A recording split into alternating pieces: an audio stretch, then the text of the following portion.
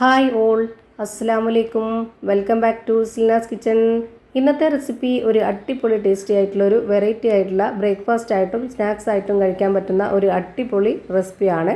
തേങ്ങാപ്പാലും മുട്ടയും കൊണ്ടാണ് നമ്മളിത് തയ്യാറാക്കിയെടുക്കുന്നത്. നല്ല ടേസ്റ്റാണ് ഇത് കഴിക്കാനായിട്ട്, ഭയങ്കര സിമ്പിളാണ്. അപ്പോൾ ഇതെങ്ങനെയാണ് തയ്യാറാക്കുന്നതെന്ന് അറിയാനായിട്ട് വീഡിയോ സ്കിപ്പ് ചെയ്യാതെ മുഴുവനായിട്ടൊന്ന് കണ്ടു നോക്കണേ.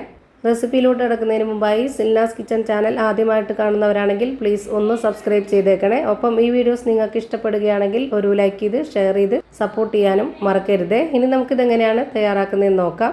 ഇതിനായി ആദ്യം തന്നെ ഒരു ബൗൾ എടുത്തിട്ട് അതിലേക്ക് 250 ml കപ്പിൻ്റെ അളവിൽ 2 കപ്പ് മൈദ ഇട്ട് കൊടുക്കുന്നുണ്ട്. മൈദയ്ക്ക് പകരം ഗോതമ്പ് പൊടി വേണമെങ്കിലും എടുക്കാവുന്നതാണ്. ഇങ്ങനെ ചെയ്യുമ്പോൾ മൈദയിൽ ചെയ്യുമ്പോൾ തന്നെയാണ് ഭയങ്കര ടേസ്റ്റായിട്ട് കിട്ടുന്നത്. അപ്പോൾ ഇതിലേക്ക് ഇനി ഒഴിച്ചു കൊടുക്കേണ്ടത് 1/2 കപ്പ് അളവിൽ തേങ്ങാപ്പാലാണ്. നല്ല കട്ടിയായിട്ടുള്ള തേങ്ങാപ്പാൽ ഒഴിച്ചു കൊടുക്കാം. 250 ml കപ്പിൻ്റെ അളവിൽ 1/2 കപ്പ് തേങ്ങാപ്പാൽ ഒഴിച്ചു കൊടുത്തിട്ടുണ്ട്. ഇനി ആവശ്യത്തിനുള്ള ഉപ്പും 2 സ്പൂൺ അളവിൽ നെയ്യും കൂടെ ഒഴിച്ചു കൊടുക്കുന്നുണ്ട്. നെയ്യുടെ മണം ഇഷ്ടമല്ലാത്തവർ ബട്ടർ ഉരുക്കി ഒഴിച്ചു കൊടുക്കാം. ഇനി ഇതിലേക്ക് ഒരു 1/4 കപ്പ് വെള്ളവും കൂടെ ഒഴിച്ചു കൊടുക്കുന്നുണ്ട്. ഈ ഒരു 250 ml കപ്പിൻ്റെ അളവിൽ തന്നെ എടുത്തിട്ട് 1/4 കപ്പാണ് ഒഴിച്ചു കൊടുത്തിട്ടുള്ളത്. ഇനി ഇത് ചപ്പാത്തിക്കൊക്കെ കുഴച്ചെടുക്കുന്ന ആ ഒരു പരുവത്തിലാണ് നമ്മളിത് കുഴച്ചെടുക്കുന്നത്. ഒരുപാട് ലൂസും ആവരുത്, ഒരുപാട് ടൈറ്റും ആവരുത്. ഇതുപോലെ കയ്യിൽ ഒട്ടിപ്പിടിക്കുന്ന ആ ഒരു പരുവം വരുമ്പോൾ ഓയിൽ ഒഴിച്ചു കൊടുക്കണമെന്നുണ്ടെങ്കിൽ ഓയിൽ ഒഴിച്ചു കൊടുക്കാം. ഞാനിവിടെ ഈ ഒരു ബൗളിൽ തന്നെ വെച്ച് കുഴച്ചെടുത്തു. നിങ്ങൾക്ക് വേണമെന്നുണ്ടെങ്കിൽ കൗണ്ടർ ടോപ്പിലോ അല്ലെങ്കിൽ ഒരു പരന്ന പാത്രത്തിലോ ഇട്ടിട്ട് നല്ല പോലെ കുഴച്ചെടുക്കാവുന്നതാണ്. എന്നിട്ട് ഇതുപോലെ ഈ ഒരു മാവിനെ 3ആയിട്ട് ഉരുട്ടിയെടുത്തിട്ടുണ്ട്. ഈ ഒരു മൈദമാവിൽ തേങ്ങാപ്പാലും അതുപോലെ തന്നെ നെയ്യും ഇനി മുട്ടയൊക്കെ ചേർത്ത് കൊടുക്കാനുണ്ട്. അതൊക്കെ ആകുമ്പോൾ ഒരു പ്രത്യേക ടേസ്റ്റാണ്. അതുപോലെ നമ്മൾ ഇതിൽ മധുരം ഇട്ട് കൊടുത്തിട്ട് നമുക്ക് ഒരു സ്നാക്സ് ആയിട്ട് അങ്ങനെ വേണമെങ്കിലും കഴിക്കാം. അതല്ലാന്നുണ്ടെങ്കിൽ മധുരം ഒഴിവാക്കിയിട്ട് നമുക്ക് ഏതെങ്കിലും ചിക്കൻ കറിയുടെ കൂടെയോ ബീഫ് കറി, മട്ടൻ കറി അങ്ങനെയുള്ള കറികളുടെ കൂടെയൊക്കെ കഴിക്കാനാണെങ്കിലും ഒരു പ്രത്യേക ടേസ്റ്റാണ്. ഇപ്പോൾ ഞാനിതുപോലെ ഒരു ബോളിലേക്ക് കുറച്ച് പൊടി ഇട്ട് കൊടുത്തതിന് ശേഷം അതിലേക്ക് നമ്മൾ ബോളാക്കി വെച്ചിട്ടുള്ള ഒരു മാവ് എടുത്തിട്ട് ഇതുപോലെ ഒന്ന് നന്നായിട്ട് പരത്തിയെടുക്കുന്നുണ്ട്. ഇതിന് പ്രത്യേകിച്ച് ആകൃതിയോ ഷേപ്പോ ഒന്നും വേണമെന്നില്ല. ഇതുപോലെ നന്നായിട്ടൊന്ന് പരത്തിയെടുക്കുക. ഒരുപാട് വലിച്ച് പരത്തിയെടുക്കരുത്.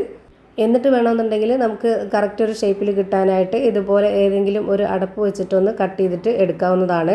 ഈ ഒരു വലിപ്പത്തിൽ തന്നെ ചെയ്യണമെന്നില്ല. കുറച്ചുകൂടെ ചെറുതായിരിക്കണമെങ്കിൽ അങ്ങനെ ആ ഒരു അടപ്പ് വെച്ചിട്ട് കട്ട് ചെയ്തെടുക്കാം. അതല്ല കുറച്ചുകൂടെ വലിപ്പത്തിൽ വേണമെങ്കിൽ അങ്ങനെയും ചെയ്യാം. ഇനി ഇതുപോലെ ഒരു ചെറിയ ബൗളിൽ ഒരു മുട്ട പൊട്ടിച്ചൊഴിച്ചതിന് ശേഷം അതൊന്ന് വിസ്ക് വെച്ചിട്ട് നന്നായിട്ടൊന്ന് ഇളക്കി കൊടുത്തിട്ടുള്ളതാണ്. അത് നമുക്ക് ഓരോ മാവിൻ്റെയും ഇതുപോലെ നടുഭാഗത്തായിട്ട് കുറച്ചൊന്ന് നമുക്ക് പുരട്ടി കൊടുക്കണം.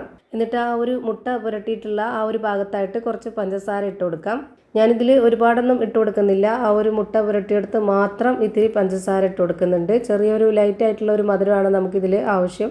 നമുക്ക് ഈ ഒരു പഞ്ചസാരയ്ക്ക് പകരം ശർക്കര പൊടിച്ചത് ഇട്ട് കൊടുക്കണമെന്നുണ്ടെങ്കിൽ അങ്ങനെയും ചെയ്യാം. എന്നിട്ട് ഇതുപോലെ അടുത്ത ഒരെണ്ണം എടുത്തിട്ട് ഇതിൻ്റെ മുകളിലേക്കായിട്ട് ഇട്ട് കൊടുത്തിട്ട് ഇങ്ങനെ വക്ക് മൊത്തം നന്നായിട്ടൊന്ന് ഒട്ടിച്ചു കൊടുക്കുക. ഇതുപോലെ ഓരോന്നും ചെയ്ത് മാറ്റുന്നുണ്ട്. നല്ല ടേസ്റ്റാണ് ഇത് ചെയ്തെടുത്തിട്ട് കഴിക്കാനായിട്ട്. വൈകിട്ട് ചായയുടെ കൂടെ ഒന്നും വേണ്ട, ഇത് മാത്രം മതി നമുക്ക് കഴിക്കാനായിട്ട്. ഇനി അങ്ങനെയല്ല, നമുക്ക് കുറച്ച് കറിയോട് കൂടിയിട്ടൊക്കെ രാവിലെ ബ്രേക്ക്ഫാസ്റ്റ് ആയിട്ട് ചെയ്ത് കഴിക്കണമെന്നുണ്ടെങ്കിൽ ഈ ഒരു പഞ്ചസാര ഇട്ടാലും, ഇതിപ്പോൾ ലേറ്റ് ആയിട്ടല്ലേ പഞ്ചസാര ഇട്ടിട്ടുള്ളൂ, ആ ഒരു മധുരം അത്ര വലിയ മധുരമല്ല. അതുകൊണ്ട് തന്നെ നമുക്കിതിൽ ഈ ഒരു പഞ്ചസാര ഇട്ടിട്ടും നമുക്ക് വേണമെങ്കിൽ കറികളുടെ കൂടെ കഴിക്കണമെന്നുണ്ടെങ്കിൽ അങ്ങനെ കഴിക്കാം. ഏത് കറികളും ചേരുന്നതാണ്. പഞ്ചസാര ഇടാതെ നമുക്ക് ചുട്ടെടുത്തിട്ട് ഏതെങ്കിലും കറികളുടെ കൂടെ കഴിക്കണമെന്നുണ്ടെങ്കിൽ അങ്ങനെയും ചെയ്യാം.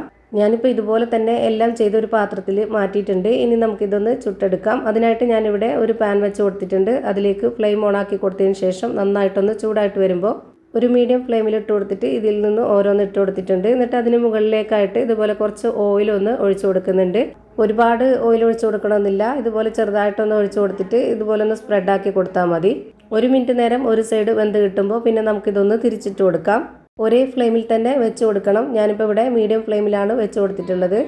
ഒരുപാട് ഫ്ലെയിം വെച്ച് പോയാൽ അതിൻ്റെ പരുവം തെറ്റും. ഇപ്പോൾ ഞാനിവിടെ ഒന്നും കൂടെ തിരിച്ചിട്ട് കൊടുക്കുന്നുണ്ട്. എന്നിട്ട് ഇതിൻ്റെ മുകളിലേക്ക് കൂടെ കുറച്ച് ഓയിൽ ഒഴിച്ച് കൊടുത്തതിന് ശേഷം ഇതുപോലെ ഒന്ന് സ്പ്രെഡ് ചെയ്ത് കൊടുക്കുന്നുണ്ട്. ഇതുപോലെ ഒരു സ്പൂൺ വെച്ചിട്ടോ അല്ലാന്നുണ്ടെങ്കിൽ ബ്രഷ് വെച്ചിട്ടോ ഒന്ന് സ്പ്രെഡാക്കി കൊടുക്കാവുന്നതാണ്. ഇനി ഇതിൻ്റെ ഏതെങ്കിലും ഒരു അറ്റത്ത് നമ്മൾ ഇതുപോലെ ഒന്ന് അമർത്തി കൊടുത്തു കഴിഞ്ഞാൽ ഇത് നന്നായിട്ട് പൊള്ളി വരും. ഓയിൽ വേണ്ടാത്തവർക്ക് അത് സ്കിപ്പ് ചെയ്യാവുന്നതാണ്. പക്ഷേങ്കിൽ ഈ ഒരു ഓയിലും അതുപോലെ തന്നെ പഞ്ചസാര, മുട്ട, തേങ്ങാപ്പാൽ, നെയ്യ് ഇതെല്ലാം കൂടെ ചേരുമ്പോൾ ഭയങ്കര ടേസ്റ്റാണ്. ഇതിന് ഒരു പ്രത്യേക വെറൈറ്റി ടേസ്റ്റാണ്. ഞാനിതുപോലെ ഒരു പ്രാവശ്യം കൂടെ ഒന്ന് തിരിച്ചിട്ട് കൊടുക്കുന്നുണ്ട്. എന്നിട്ടാണ് ഇത് എടുക്കുന്നത്. ഈ ഒരു പരുവത്തിൽ നമുക്ക് എല്ലാം ചുട്ടെടുക്കാം. നമ്മുടെ വീട്ടിൽ വരുന്ന ഗസ്റ്റുകൾക്കാണെന്നുണ്ടെങ്കിലും നമുക്ക് ഇടയ്ക്കൊക്കെ ഒരു വെറൈറ്റി ചെയ്ത് കഴിക്കണമെന്ന് തോന്നുമ്പോഴാണെങ്കിലും ഇതുപോലെയൊക്കെ ഒന്ന് ചെയ്ത് നോക്കുക. കുട്ടികൾക്കാണെങ്കിലും വലിയവർക്കാണെങ്കിലും ഒരുപോലെ ഇഷ്ടമാവും. ഇതെല്ലാം പൊള്ളി വരുന്നതുകൊണ്ട് തന്നെ നമുക്കിത് നല്ല സോഫ്റ്റായിട്ട് കിട്ടുകയും ചെയ്യും. അതുപോലെ തന്നെ ഇത് നമുക്ക് കറികളോട് കൂടി കഴിക്കാനും കറിയില്ലാതെ കഴിക്കാനും ഭയങ്കര ടേസ്റ്റാണ്. അപ്പോൾ ഇത്രയേ ഉള്ളൂ ഇന്നത്തെ വീഡിയോ ഇഷ്ടമായാൽ ലൈക്ക് ചെയ്യാനും കമൻറ്റ് ചെയ്യാനും ഷെയർ ചെയ്യാനും മറക്കരുത്.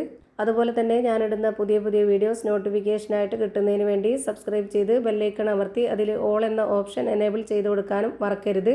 പുതിയൊരു വീഡിയോയുമായി വീണ്ടും വരും. Thank you for watching.